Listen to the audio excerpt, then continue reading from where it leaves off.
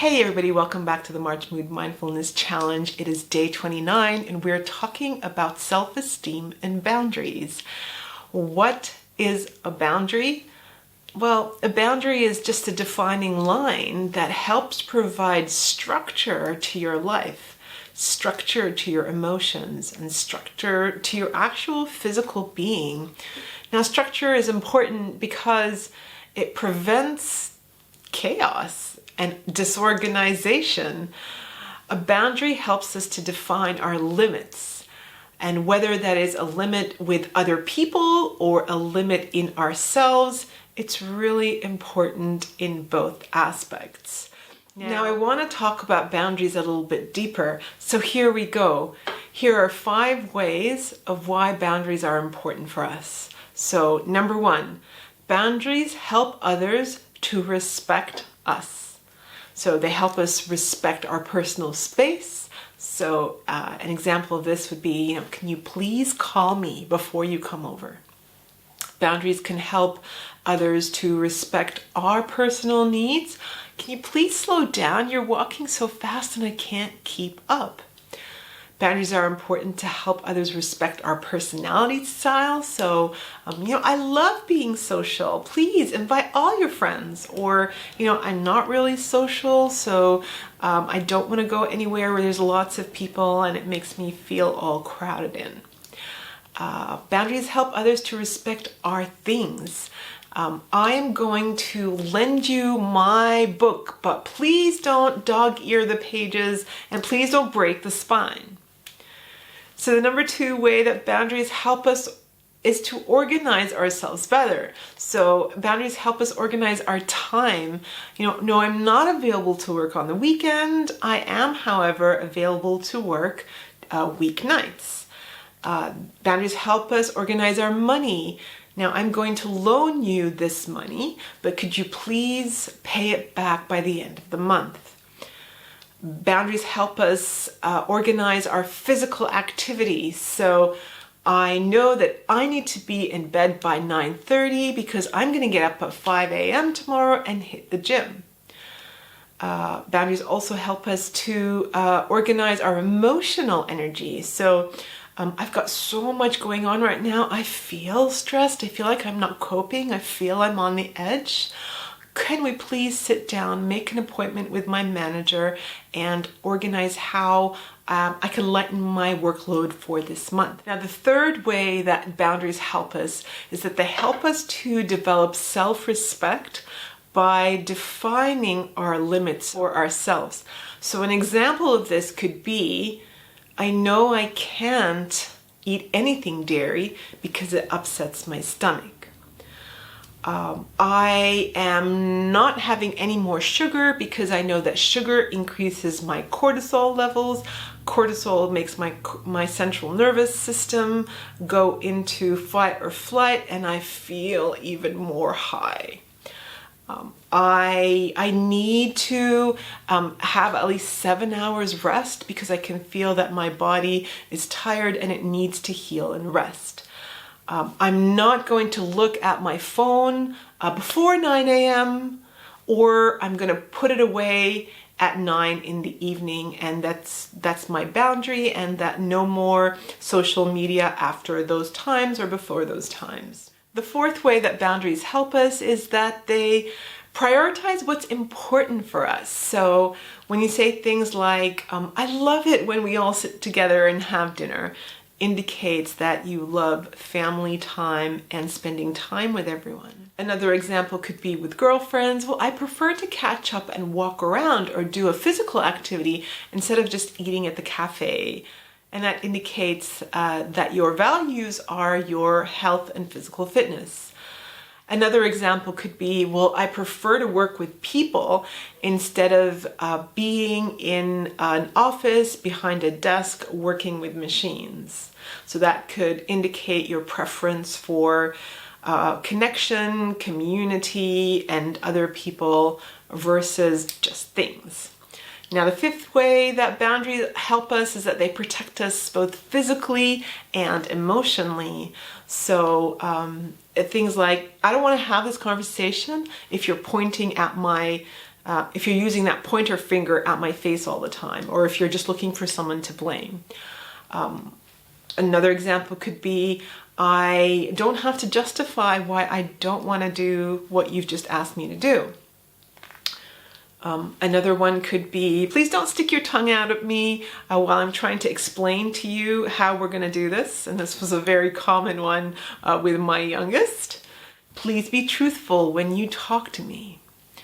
So the fact is that we learn boundaries either from our caregivers or from the people in our environment. And there's definitely healthy ways and unhealthy ways to have boundaries. So I'm going to give you a few examples here. Creating boundaries based on gradual trust with people. So starting off really early in terms of just meeting someone and starting off with a clean slate. You definitely don't want to go all out straight away. You're going to start very small and you're just going to share some information. And this is just general information. And so for example, hello everybody, my name is Amira. I love cats. I'm married. I have 2 children. That's pretty general and it is acceptable and friendly. And I feel comfortable sharing that information with everybody. Versus not trusting anyone at all, versus no, I'm not going to tell you my name, I'm not going to tell you I'm married, and that creates like a friction and no chance to create connections or friendships. Or hello, my name is Karen, I have been married 5 times. Every single time I found that the guy was either cheating on me or wasn't truthful with me or took my money, and going into so much detail. Right? So that is unhealthy boundaries. Healthy boundaries look like identify what's right for you versus copying boundaries that other people have set for themselves. So in this case, you're basically not being true to yourself and you're just not assessing your needs and your wants, and you're just copying someone from the external and not going inside to find out what you truly, truly need and what those boundaries and how they're going to serve you. Healthy boundaries are created by trusting your decisions, which comes from your purpose and what you want out of your life, versus I don't know, what do you think I should do? And letting other people make decisions for you and create your boundaries for you.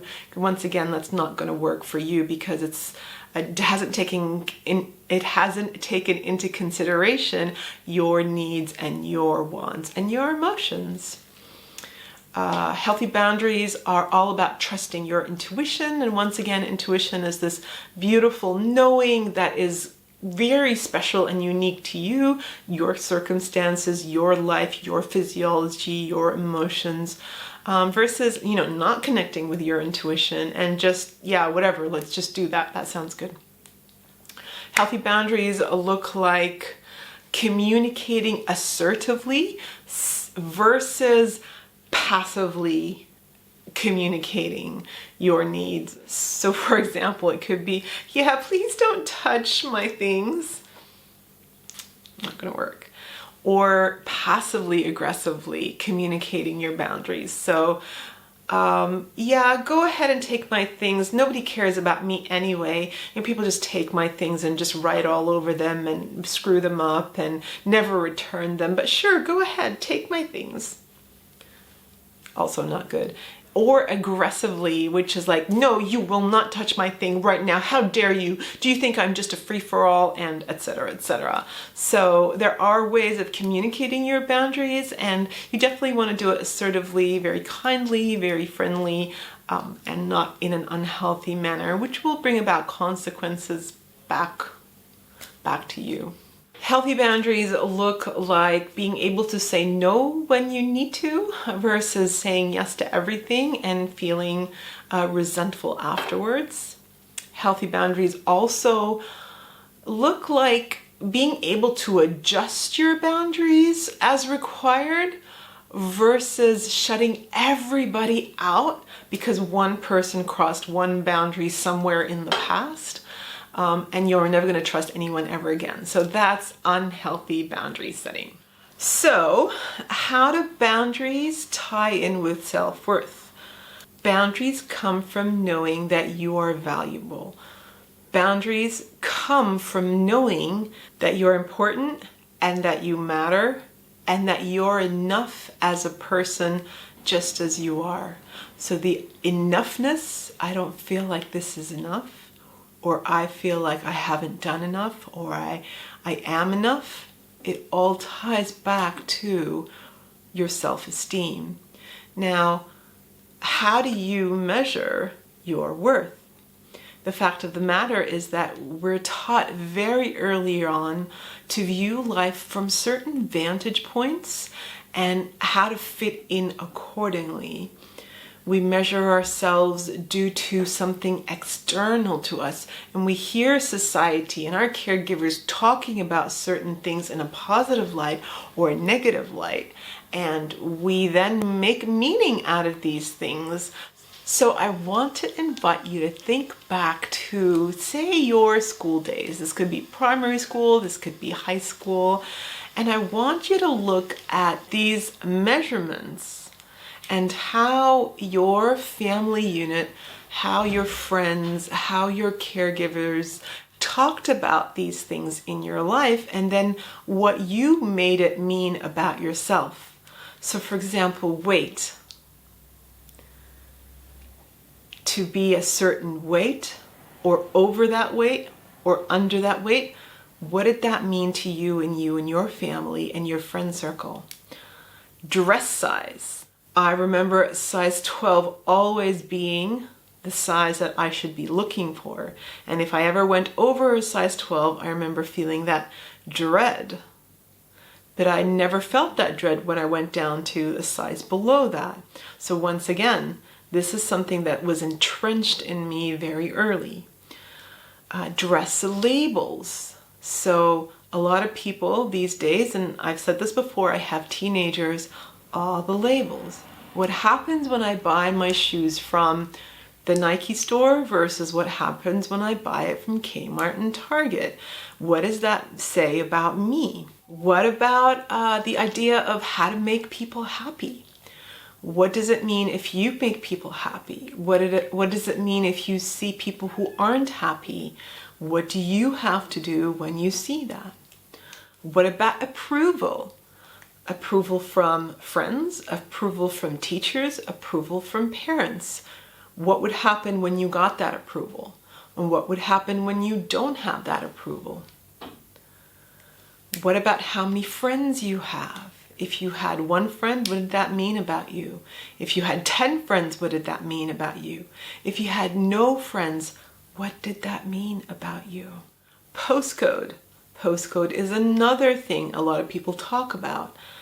I come from this school. I live in this area. What did that mean when people said they lived in that area and when people said they lived in this area? What did we make it mean about them and their importance in the world? Gym attendance.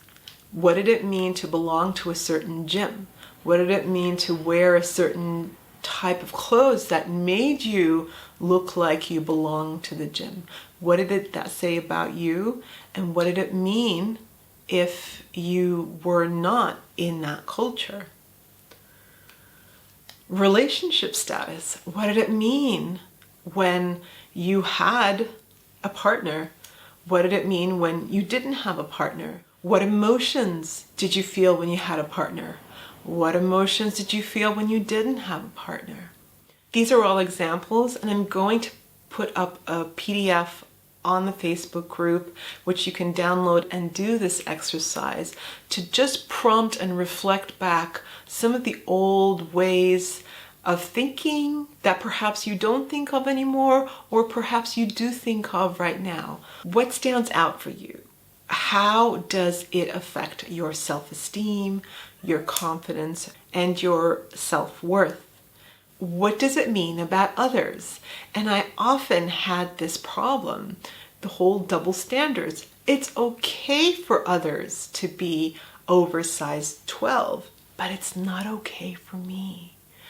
Or conversely, the other way around, which is how my sister had it. It's not okay for others, but it's okay for me.